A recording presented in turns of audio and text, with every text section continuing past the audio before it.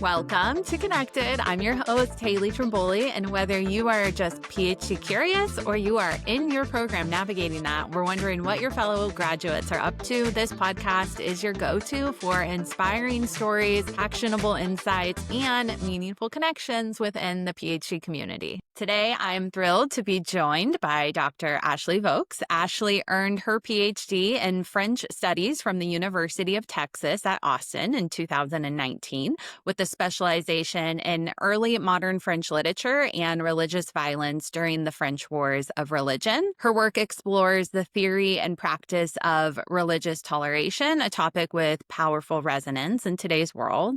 Ashley's academic career includes teaching at institutions like Texas Tech University and Oakland University, and she's contributed to programs focused on community education and social justice. She's since made a dynamic transition into the world of educational technology and customer success, working with organizations like McGraw-Hill, Harvard Business Publishing, and now We used to work together at Harvard Business Publishing, so I can personally say how Ashley brings curiosity, clarity, and heart to everything she does. So I'm super excited to share this conversation with you today. Ashley, welcome to Connect Ed. Where does this episode find you today? Well, thank you. Appreciate that introduction. Happy to be here. I'm located in Detroit, Michigan. Amazing. All right. Well, let's just jump right into it here. So what first sparked your interest in French language and culture? Was it like a class, a professor, a trip, a memory that you really got locked into this particular topic? Yeah, well, I'll tell you the funny version and I'll tell you the serious version. So the language was kind of happenstance. I tell people that, and it's a true story. When I was in middle school, we had French and Spanish offered at my middle school. And with my last name, we did enrollments alphabetically. And so by the time I got to choose which elective I would be in, Spanish class was full.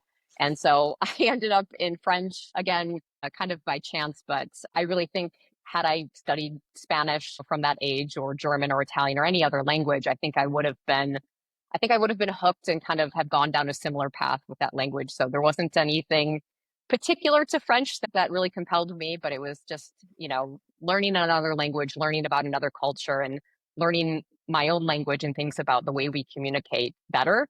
Having studied another language. Amazing. Wow. So since middle school, this has Since middle been school. sort of helping to carve your trajectory here. Pretty Yeah. cool. So how did your academic journey then evolve from your undergrad to then deciding on a PhD in French studies, which is a pretty huge commitment once you get to that level of studies? Yeah, it is. Yeah, I didn't go into undergrad, into college thinking like I'm going to study French and then, get my bachelor's, my master's, and my PhD in French literature. I didn't have any of those plans in place when I started undergrad, but I was always someone who just devoured books. I loved reading since I was a kid. And it wasn't until I was an undergrad that I fell in love with a critical way to read. I'd always been, pleasure reading. I'm going to sit down and read a book. This is a very interesting story, but kind of engaging in that intellectual way of reading was very new to me. And so had some courses in literature and I thought like, wow, I'm really hooked on this. And, the thing about studying literature is that you don't sit down and develop your skill set in literary analysis in like a week or a month or like even a year. And so by the time I finished my MA, it was just I'm not done learning. I'm not done learning about this. I'm not done digging in. I didn't have any, I don't want to say I didn't have career aspirations, but I didn't have any career aspirations tied to a PhD in literature studies. I just wasn't done learning. I wasn't done digging into the texts and learning as much as I could. And so I went into a PhD program, or that process of kind of deciding where I wanted to pursue my studies, just wanting to continue engaging in the study of literature. Amazing. Yeah. The biggest theme I find here in having these conversations with folks is that there's like a burning question and or a need to like keep learning something on the topic that like drives folks through to this point. So Yeah. It sort of seems like that might be similar here. I always love to know, like, did you have folks in your like sort of social environment, whether family or friends, who had pursued a PhD before, and you were like, okay, like, I kind of understand the commitment here, or was this something very new for you? Yeah, definitely the latter. Okay.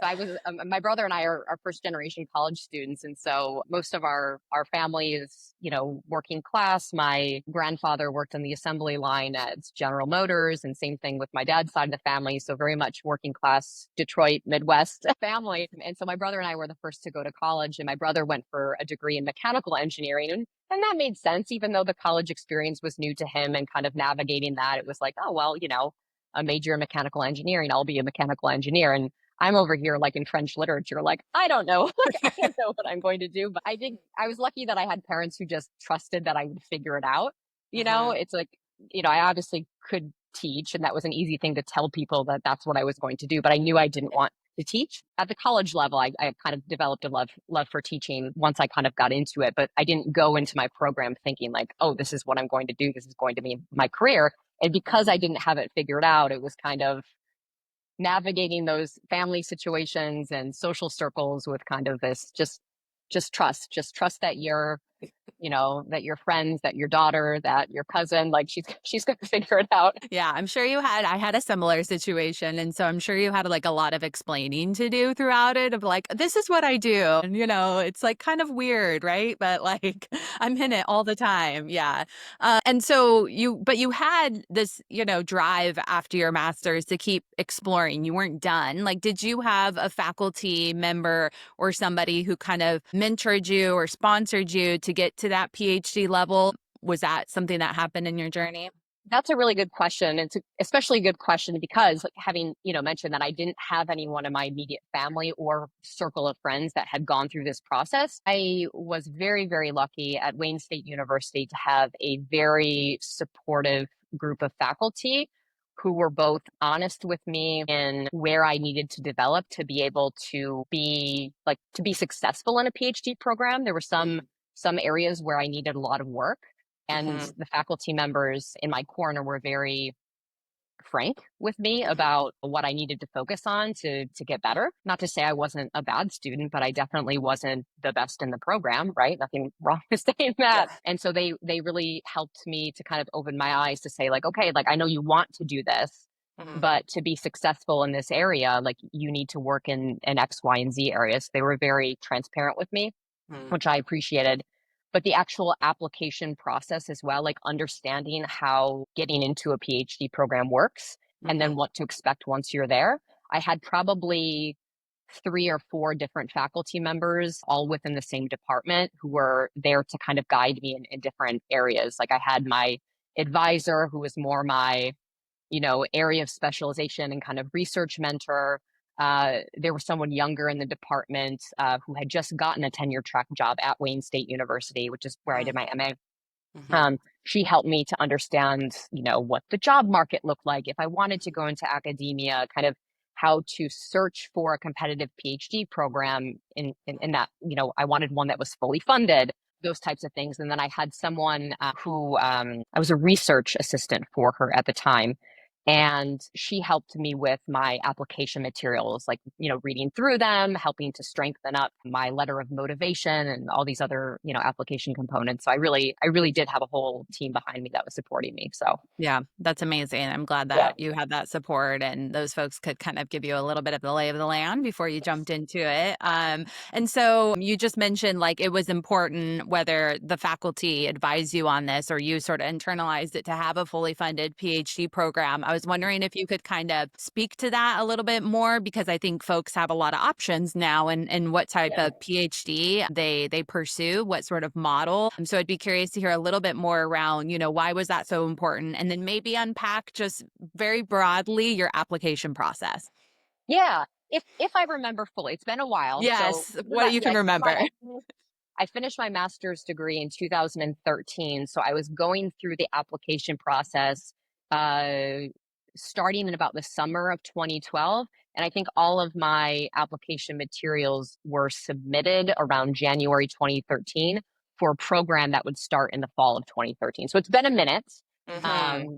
Wow, I can't believe it's been over 20 years, but yeah, I'll share kind of what I remember from that. So when I was finishing up my MA and kind of made this decision, wanted to get it into a literature program, I knew already what my area of specialization would be. I had already decided that kind of early modern literature, but more like in the 16th century. Programs at that time were still, in literature at least, very much on a century model. It's like you were an 18th century specialist, 19th century.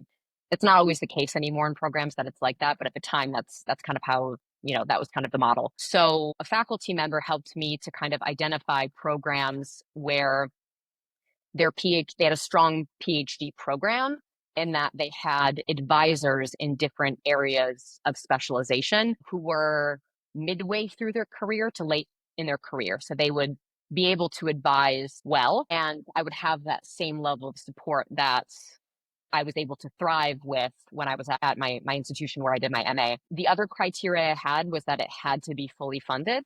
I don't know how all, PhD programs work, but in the humanities, the humanities broadly, you can often find programs that are fully funded, but the funding varies greatly. So one of my criteria was finding fully funded programs, but then narrowing things down to a program where I could live. I mean, at the time I thought it was comfortable, but where I could live without needing to get another job. Because during Mm-hmm. my undergraduate and master's degrees, I never had the true student experience where I was a full-time student. I took the bare number of credits as an undergrad and worked full-time. As an MA student, it took me 3 years to finish my MA because I took one class each semester for a couple of semesters. Mm-hmm. And I wanted that true traditional student experience where I was immersed in just learning and didn't have to worry about where my, rent was going to come from or anything like that. So that was a huge area of focus for me. So I narrowed things down to about 8 different programs, and then I just started putting together my application materials. They're all pretty similar in terms of what they required. Most required a writing sample in French. Some required French and English writing samples. So I had different research papers from my MA that I would edit and kind of fine tune for those purposes. Getting feedback also from my mentors to help, because obviously they were papers from semesters gone by. So there were grammatical errors and all kinds of things that we needed to fix. Letters of motivation. What else do they call them? Letters of motivation, statement of purpose, things kind of in that realm. Those are usually about, I don't know, 1 to 4 page documents, depending on what the requirements are. Had to put together a CV, different statements, and, kind of what I was planning to study and do while in the PhD program, those types of things. So it was, GRE scores too. I don't think they do GREs anymore. Thank goodness. Mm-hmm. But that was a rough test because it was, like basically testing your like high school math skills and stuff for like a PhD in French. And I didn't do great. I didn't do great on the Wow. GRE. I did in English and, some of the areas like where you would expect, but Yeah. like my math score was below the requirement for, what was it, Indiana University. I still got in because they basically said like, hey, like we don't actually look at these. It's just a requirement from our graduate school. But yeah, I think all in all, yeah, when I submitted the 8 applications, I don't know how many hours, weeks, months it took to get all those together, but that was the hardest part. But Yeah. it mimicked the job application process like years down the road. So Right. it was good. It was good practice, even if a little painful. Yeah, yeah. I mean, I think Yeah. they are pretty standard how you apply, but I appreciate you sharing a little bit of like the why behind finding a fully funded program and having that true experience. And, I think that's an important decision to be making before you start applying to the schools because of the different options. So, Yeah. and so I know you said you were when you applied, you were more just trying to explore. But like, did you see yourself staying in academia from the beginning or once you got in, or were you always open to like multiple career paths after the PhD, or was it just truly like not really thinking about it? Let's see as I get going. Yeah.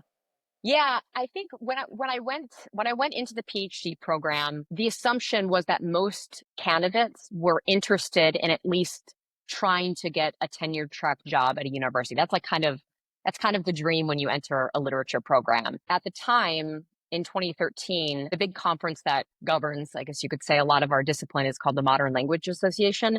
And they had been doing a lot of work and advocacy for graduate students and the realities of the job market, the academic job market. And it was a very small percentage of PhDs that were actually, landing tenure track positions at universities. And so I was going into a PhD program in literature with the Mm, understanding that my chances of getting the dream job were very, very small. And so mm, I went into it saying, this is still worth it because I'm learning and that's what I'm here to do. But I also need to keep my ear to the ground. I need to be proactive in exploring other career paths while in graduate school so that I'm not left without options or choices when I'm done. I knew a lot of graduate students who stayed on to lecture and things like that while they kind of figured out their next move. And I was open to that, but I wanted to at least have an idea of where I could double down my efforts after the program. But mm. when you start a program that's like 5 to 7 years, you're like, okay, I'm going to do this, but I don't have to start today. Yeah. Yeah. So, but I knew that going into it that Okay. I would be open to other careers. Absolutely. Yeah. Yeah. Okay. That's cool. And so then you get into the program. Can you talk a little bit about like what were some of the biggest surprises or challenges that you faced once you actually got into a PhD program? Yeah, surprises and challenges. Well, moving to Texas was a surprise. So I did choose the University of Texas for many reasons.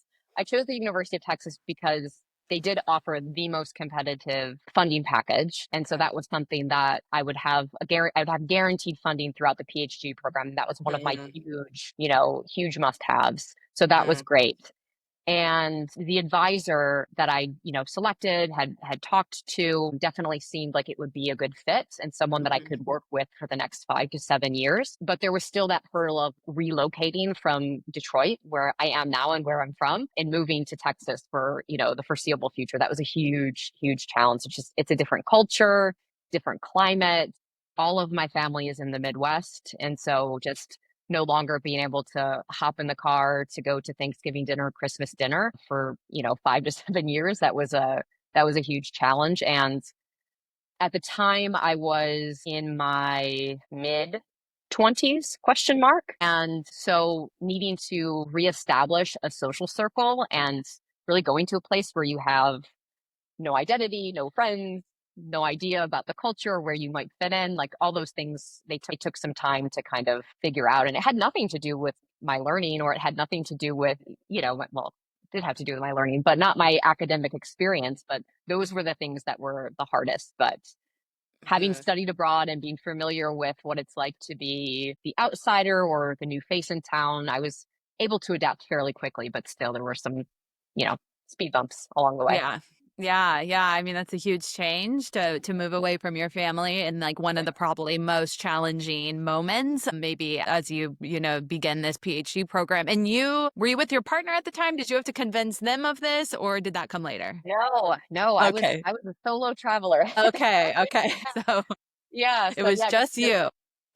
packed up the car. My parents drove with me when they moved me in, but I remember we drove a route that we went from Michigan down at some point through Tennessee, and then we went in through Arkansas. And I forget why. I think I had a friend in Little Rock at the time. We stayed with her. And I remember driving from Little Rock to Texarkana, which is the border of Arkansas and Hmm. Arkansas and Texas. And it was July or something like that, and just everything was brown and just dead. It and I just remember thinking in the car, my parents are behind me, like just super happy and chatty, and I'm just, what have I done? Like, what have I done? Gosh. But once I drove into Austin, it was just green and happy, and yeah, Yeah. then everything was good. It's so interesting. Like, I think there's can be an easy, like a perception of like the United States, like wherever you go, you're still in the United States and it's like similar, but it's like very different state to state, whether it's It is. culturally, even environmentally, the difference Yeah. of that for someone. Yeah. So a lot to unpack there. Okay, so I'd love to get into your dissertation. This is like my next question is probably a big one, but so your dissertation explored religious violence and the practice of tolerance. So curious to understand like what drew you specifically to early modern French literature and religious violence as the focus. And then sort of to build off this, like, what parallels do you see between that historical period and maybe like our current cultural or political climate that you might, if there are any? Yeah, no, absolutely. Yeah, I think any historical period, I think there are a lot of connections that can be drawn between things that happened and things that are happening now. I'm not a historian, but I do have a lot of admiration for the work that historians do, and I think those connections can and should be made, and I hope people continue to make them.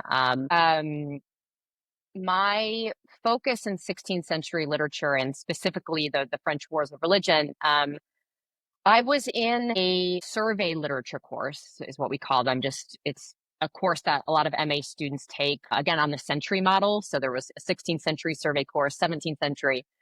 And I was in a survey course with Dr. Michael Giordano at Wayne State University. I remember this was a winter semester as well. And we were diving into, poetry, the different genres from that time period, some of the ways that the French language was actually developing in the early 16th century, just really fascinating stuff from the influence of art on culture and the way that we exist in the world, the way that we work, the way that we compete, the way that we get along or don't get along. A very fascinating course. But toward the end of the semester, when we were getting into the later 16th century, we were talking a lot about religion because of the rise of Protestantism in France throughout the 16th century. And the French Wars of Religion that started in roughly 1562, depending on which historian you ask, we were reading some poetry and some essays by some Catholic authors. And we were looking at these different perspectives of, how are different authors, handling the polemics and the politics of these Protestant voices, and the rise of this literature and this movement. And I very naively asked in the course, I said, well, great, like we're reading, Michel de Montaigne, Ronsard, we're reading all these Catholic voices. I said, what are the Protestants writing, right now? Like what's going on with them? And the professor said, oh, well, actually, you haven't presented your last, research, or we basically had to kind of read a work from the period and kind of give a presentation and overview to the rest of the class. He said, you haven't done your last presentation. Why don't you go to the Purdy Kresge Library this weekend and check out a book called Les Tragiques by Agrippa de Bigné? I said, okay, great. Cocky me. I'm like, all right, yes, sure. I got it. No big deal. And I go to the library and I find this book and I pull it out and it's about this thick. And it's a poem. It's a Wow. poem. It's an epic poem, 7 books long, seven books of one poem. And I was like, oh, and what have we done? But I got to the bus stop that evening. Kid you not, it's snowing. I remember like it was yesterday. I was at the bus stop on Woodward Avenue in Detroit.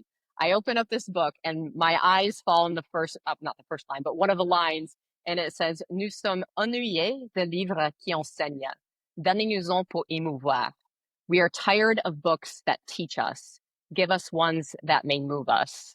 Rough translation. But it was it was kind of one of those moments where I'm like, oh my goodness, like this is the kind of energy, the kind of fight that I can get behind, that I want to understand more and kind of see what it looks like in this particular context. And so that was the author and the work that I ended up writing my MA thesis on, a chapter in my dissertation, and several of my publications are kind of all focused on that one text. And yes, I have about 5 copies of it. Rightly so. Long answer to your question, but Yeah, amazing. I mean, so that drew you into, from that experience in your master's all the way into your PhD, and you just continued to build on that. absolutely. Yep. Wow. Absolutely. Yep. Cool. And were there moments during your research when you had to, because of this topic, like when you had to maybe wrestle with your own beliefs or assumptions about religion or conflict? I mean, the PhD is such a personal journey as well. Or were you able to just kind of mainly take a, objective approach to Yeah. that? I don't think anybody can ever be truly objective, but I did have a very open mind to different perspectives and beliefs. And I think there's something, for me at least, about studying the beliefs of a different time period, especially so many centuries ago, where you are able to kind of literally step back and be more objective in your analysis of it, in your, opinions if you have them about it. It's it's not the same as when you are speaking to or making arguments about something that's happening now. And I think that's something that I always appreciated about studying centuries past. It helps me to understand the present and the way that like how things can unfold and how direction changes, how the narrative changes, how people become motivated to do certain things. But there was something about looking back that allowed me, I think, to be more objective. Yeah, that makes a lot of sense. And you taught like while you were in your PhD program, right? Like taught courses and everything? I did, yeah. Okay. So, what was that first experience like? I'm not sure if you taught before that, like in your master's or your undergrad. And that I should have mentioned that earlier. That was one of the criteria for selecting the University of Texas at Austin.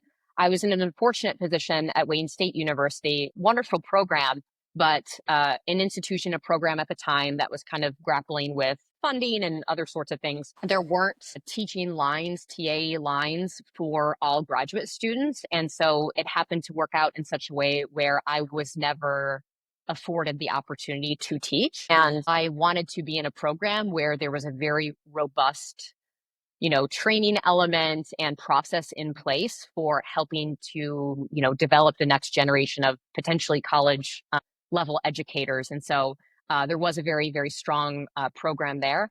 And I started TAing immediately. Different universities call it different things. Like sometimes there's like a TA, a GA, a GPTA. Everybody has their own acronym. Yeah. But essentially, a TA in the University of Texas context was someone who was observing in a classroom, helping to develop materials, really just getting a feel for what good pedagogy looked like and what good teaching looked like in practice. And then when I finally had my own course, it was challenging. I was one of those graduate students who put in way too much time in the preparation of the courses, expecting them to go a certain way. And it was very humbling how much I didn't know about how people learn. It was very humbling. The best, I don't know, I don't remember the expression off the top of my head, but something about the best laid plans and, things Right. not working out the way that you anticipate. But that Yeah. was my first semester. The entire experience was, having my script down to a T, exactly the objectives I wanted to cover, every activity and how long they would take. And I would have classes where we get done with everything in 30 minutes, but we had a 50-minute class period, or I'd get done with 3 of the 10 things I needed to do and the whole time was gone. And so it was tough. And I kept thinking, is this me? Am I doing a bad job? And then I got my first teaching evaluations and they were great. They're like, we could tell how much she cares and we learned so much. It's informative. She's funny. Like we're having a great time. We're learning a lot. And I'm like, you know what? Like, I'm going to figure this out. hmm I'm hmm going to figure out how to do this well without, like protecting my time, prioritizing my research and the other things I'm doing. But I just need to trust that this will all work out. All the kinks will be worked out. And they were. Yeah. Yeah. It all came together. The evaluations kept you going, Yeah, and it was that's rough kind to of start nice. though. It was rough to start from Yeah. a time management perspective, from an Yeah. expectation perspective, from a learning to think on your feet perspective. Those were some big lessons. Yeah. Yeah. Was there any, like, had you had any, I mean, you observed some classes, but did you have any like specific training on like teaching or learning, etc., before or during while you were in that? Yes, and that was a Okay. requirement of the program. Okay. I no longer remember what the graduate course was called, but it was basically a methods course. So all of the graduate students in both French and Italian, we were grouped together in one department. We all took a course in English together on best practices for teaching. We had our own in-house textbook that we used, and that was developed by language experts at our institution. And so they were there to kind of support us and how to, implement implement some of the activities and aspects of that program and those materials that were developed. And I think I don't remember if it was a one course or two courses. I think there were two courses. I don't recall, but there were at least two teaching methods type courses that we were required to take as graduate students. One before we taught, and I think the other one was at some point during. Okay. Yeah, that's helpful because not all folks like I've talked to get that, and you're just kind of thrown into it and you're You're like, all thrown in, right, yeah, yeah. figuring it out. So, yeah, super interesting. And so, what advice would you have for folks who are in a full-time PhD program as far as like staying organized, time management, like getting through some of the maybe tougher times, like any sort of practical advice that you could share? Yeah. For time management, I always thought about what my priorities were and addressed those first. I knew myself as someone who works really well in the early morning hours. I don't mean like staying up late in the early morning hours. I mean like waking up early in the morning is like the first thing you do in the day. And so research was my number one priority because at the time I had determined that like, okay, my goal is to get a position at a university. And if I want to do that, I need to publish while I'm still in graduate school.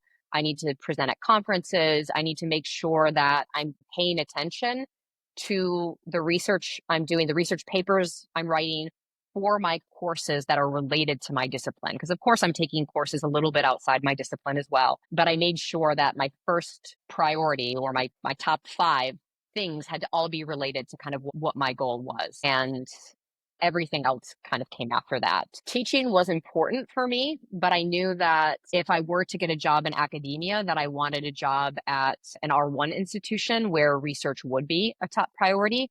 And so I wanted to, improve how I taught, but I knew that I wouldn't be pursuing a full-time teaching role after graduation, like regardless of whether I got into academia or not, that wasn't going to be a route I was going to go. So I kind of had my why for my priority areas, and I focused on those things first thing I did in the day.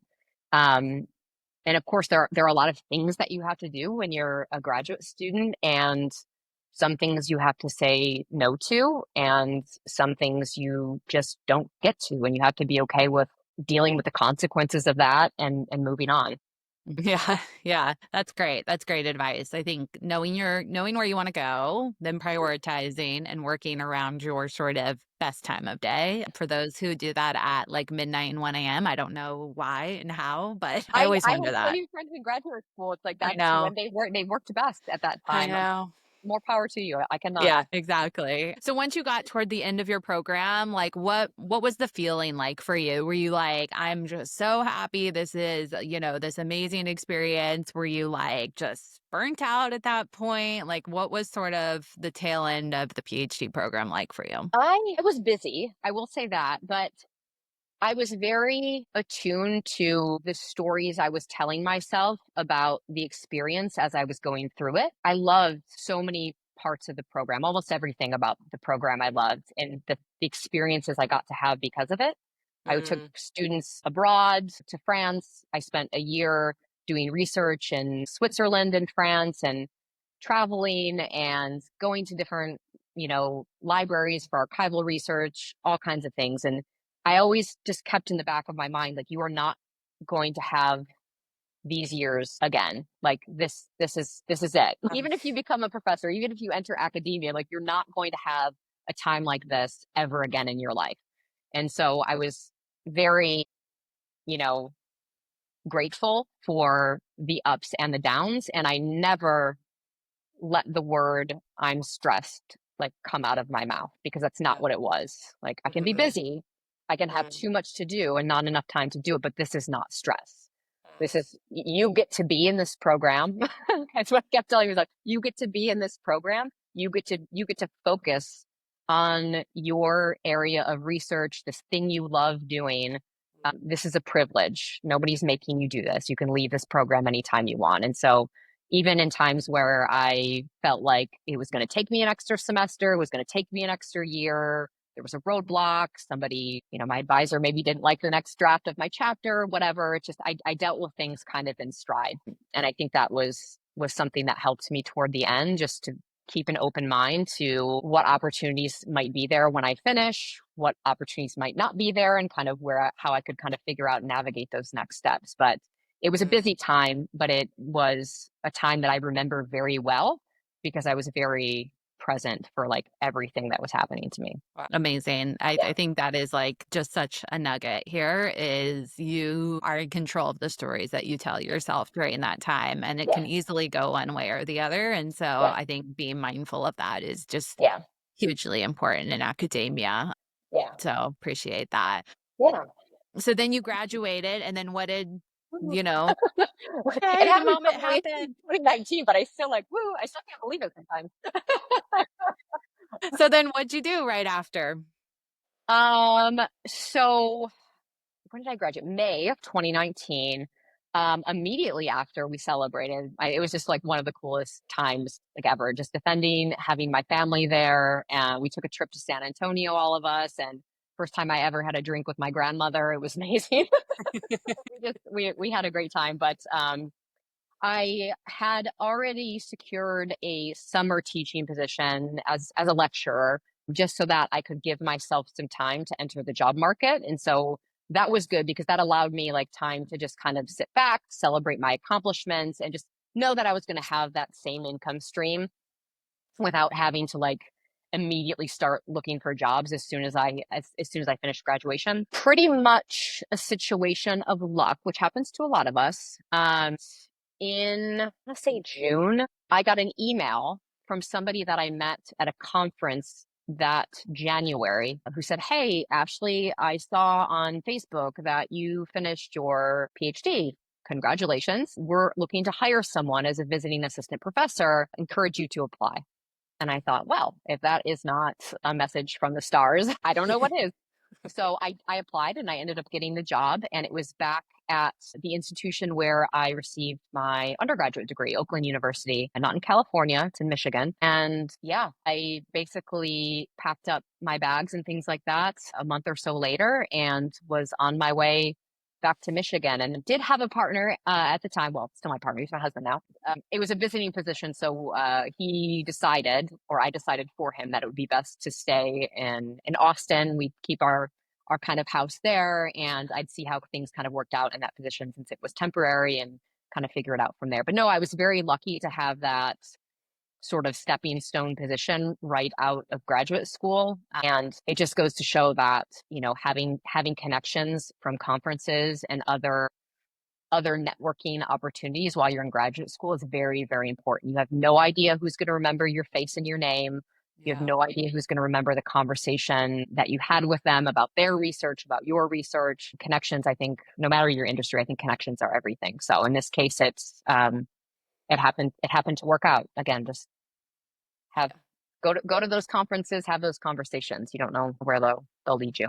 Yeah, totally. I think that is a huge one. And I think some institutions might support that more than others. And just so I would just say for those who it's not, like, make sure you find that time to just meet people in the field. Cause, like, I think Exactly. this situation happens more often than, I'm applying to 100 jobs, I'm sitting down writing my Yeah, application. You're going to get somebody who remembers you and might reach out. And so just exactly. being ready. Yeah. So then what was the turning point that led you to pivot from academia to roles in ed tech and customer success? Yeah, this is an interesting one. So I was very happy in my position at Texas Tech University. So I finished up at Oakland University. It was a 1 year visiting role. Applied for tenure track positions and ended up moving back to Texas and was in that role from about 2020, fall of 2020 to the end of fall of 2021. Did stay on to teach part-time all the way through December of 2023. But at the time, I was early 30s. And, there's a lot of uncertainty in languages about um, the availability of tenure roles, about tenure going away, especially in a state like Texas, and just a lot of uncertainty about the viability of language programs. And I didn't I don't want to say that I was looking to leave academia out of fear, But there was a little bit of fear there about, again, the viability of the career path I'd chosen. And had I been in my late 40s, early to late 50s, maybe my choices would have been different. I would have stayed. But it felt like if I were to make a change, and I had this kind of just feeling that I might want to learn something new again. And so I made the decision to at least look and see what was out there. And so I started to applying to some positions, just kind of waiting for the right conversation and an opportunity that felt like it might be the right fit. And this is just me being fully transparent. A lot of that need to, or what I perceived to be needed at the time to move into something else, a lot of it had to do with the ways that language professors are compensated. That was a driver for me. I like to be able to support myself and my family. And so that was a real conversation that I had with my husband. Are we going to make it, but like, is this the life that we want? Is there something else that we could be looking at or doing, career wise? And it was a conversation I'd had with myself all throughout graduate school. And I thought, well, let me just see. Let me see what else I might be interested in. And so I started doing some informal networking and coffee chats just to start to understand what types of roles existed out there in educational technology, to see what sorts of steps I might need to take to kind of build a different career for myself. And then when I did get a job offer, I took the plunge and haven't really looked back. I mean, of course, there's pros and cons. I'm not saying I'm like, oh, I left academia and I'm now in industry and it's the best ever. It's not. There are definite downsides, but I just think we all have a lot of choices, and I don't think there's a right way or a wrong way. And I had some, trivial needs, I guess you call it. They're not trivial, but some No. more practical things that I was looking for out of career that I wasn't getting from my position in academia. And so I decided to make the move. Yeah. Yeah, yeah. And it's not like I mean, just from what I know as well, like you went into education at tech, like you have sort of bridged, like it wasn't that you went into like, I don't know, like a different industry that really had like no connection. Like for me, at least from the outsider, like I see the thread of like going to McGraw Hill or where you are now, and Yeah. sort of the higher ed sort of connection of where I'm sure like your employer is also like, wow, that's really valuable, the experience that you've Yeah. had Yeah, that's previously. intentional. Yeah, it was intentional to like look, because technology roles interested me. Having lived in Austin for so many years, I was, when I was out and about, like I would run into a lot of people who worked in tech. And Mhm. so it was interesting to me to hear about their work and to hear the things that they did. And I thought, well, I could do something like that. That sounds kind of interesting. But the educational technology piece, it had that tie between the world that I was immersed in, and would help me to kind of bridge the gap between academia and industry. Yeah. So I know you sort of still have ties to academia, or you do work within the space. Like, can you talk a little bit about like what you do now? Like, how do you still stay connected? Like, what does that look like for you? Yeah, so I stayed on a teaching capacity for quite a while. I mentioned earlier in the episode that I wasn't sure if was even interested in teaching when I started graduate school, but I really developed a love for teaching that I didn't expect, and that was Mm. a happy discovery. And so I did stay on teaching as long as I could before I relocated back to Detroit. And so I was kind of in it in that capacity. But one of the things I started doing as a visiting assistant professor was trying to figure out how to recruit and retain more language students. A lot of language programs across the country are, facing declining enrollments. And when you ask the students who are in those first semester and second semester language courses why they're not going on to take more courses or minoring in a language or majoring in a language, the response is often, well, it's just not practical. And I'm like, well, what do you mean it's not practical? And they're like, oh, well, what am I gonna do with that?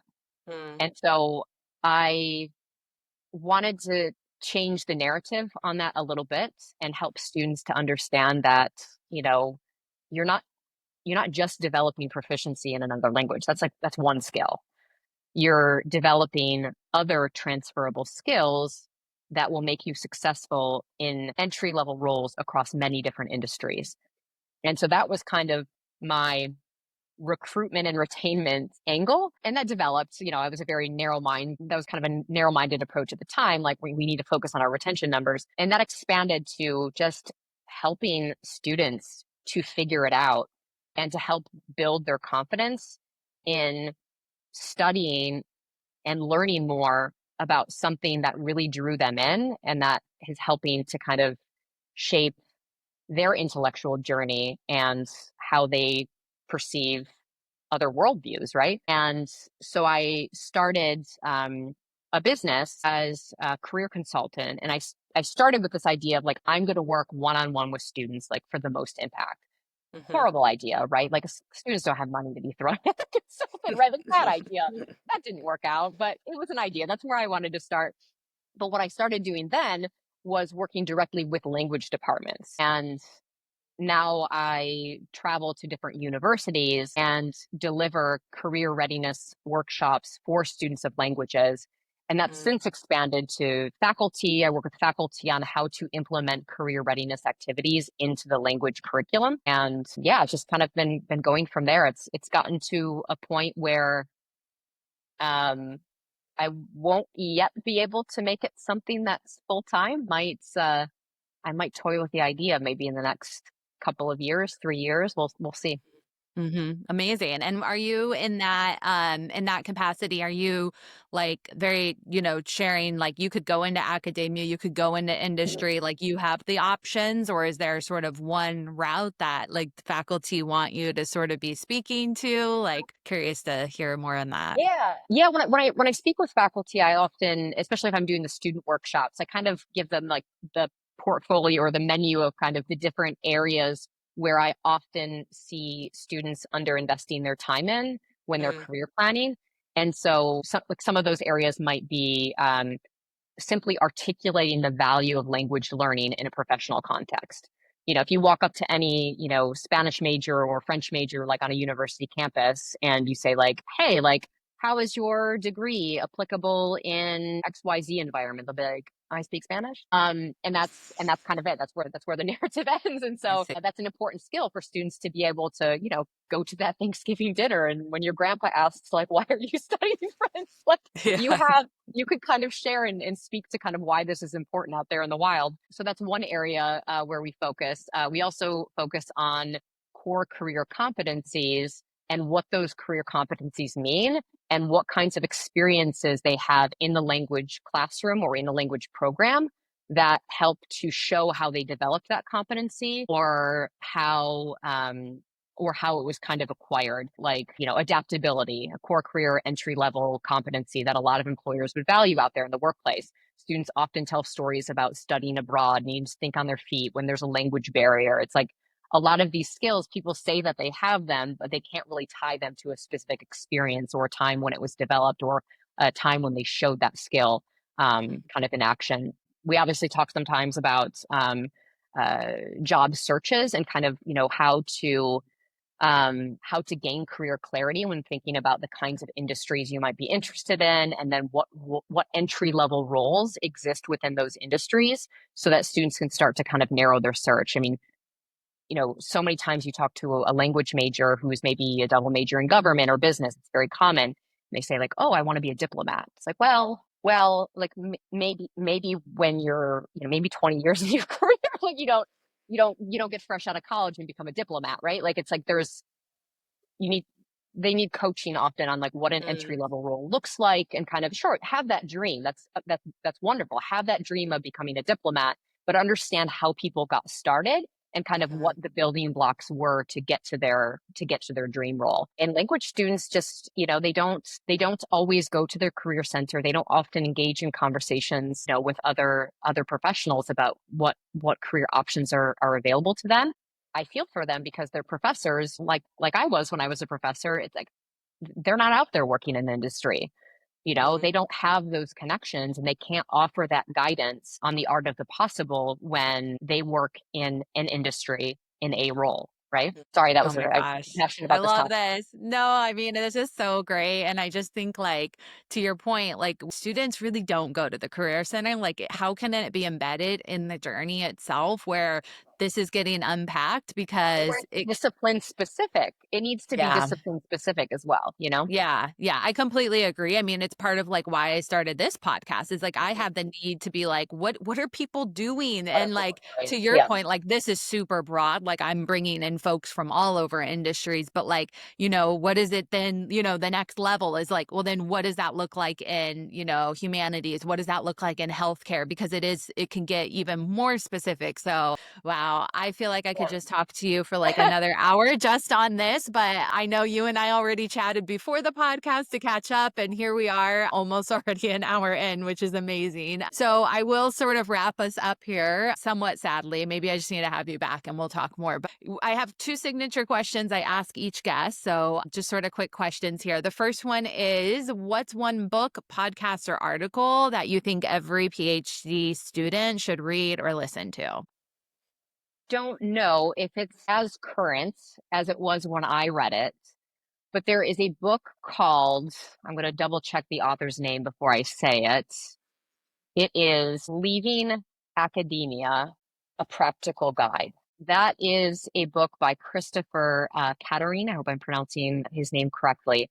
But that was a book I read when I was thinking about making the transition from academia to educational technology. And just the way that he frames the skills that PhDs have, the different industries they can work in, the interviews that he has with other folks that he knows that are in industry. And his background is in the humanities as well, which obviously was compelling for me. It was just inspiring, refreshing, and it gave me the courage to take that first step and to get out there and to explore. Again, I think I would have been happy, staying in academia, but I'm glad that I took a chance on myself being able to reskill and do something else. And that book really kind of helped me to put myself in that mindset that, like, yes, I've spent 10 years developing expertise in a very, very niche area. But even though I've developed expertise in a very niche area, the way that I think is valuable in so many other industries and roles. And so that it helped to push me in that direction. I love that. Perfect. I will link to that. It seems like whether you're staying in academia or not, it'd be valuable to just read another perspective there. So, cool. And final question, if you could go back and give your younger self one piece of advice before starting your PhD, what would it be? Don't get too caught up in the details. I think I mentioned before, as an example, my first course that I taught, where I spent 2 to 3 times the number of hours I was actually in the classroom prepping for the courses, like getting everything just perfect, or what I thought was perfect. And it just felt like wasted time looking back. I still struggle with this, but I still would tell my younger self to just don't get too caught up in the details. Don't let perfection be the enemy of progress. And I will continue fighting that battle probably till the end of my days. But it's still the advice that I would give myself on repeat, when I was in graduate school. Yeah, Yeah. I think that's so important, especially for PhD students who are taught to like go into the details. There's still moments where, It's you okay. just got to Like, move it's okay. forward. Yeah. Okay.